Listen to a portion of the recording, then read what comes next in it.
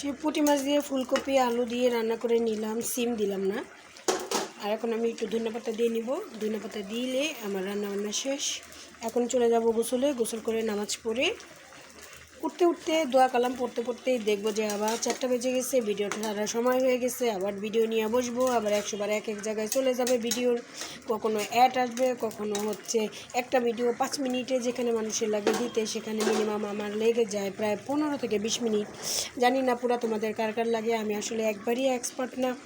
আমি মাত্রই 2 মাস ধরে আসছি ফেসবুকে, যার কারণে ফেসবুকের ফাও বুঝি না। আমার ছেলের কাছ থেকে অনেক কিছু শিখছি, অনেক কষ্ট করে। সে একবার শেখাতে চায়, 2বার শেখাতে গেলে গেমসে চলে যায়।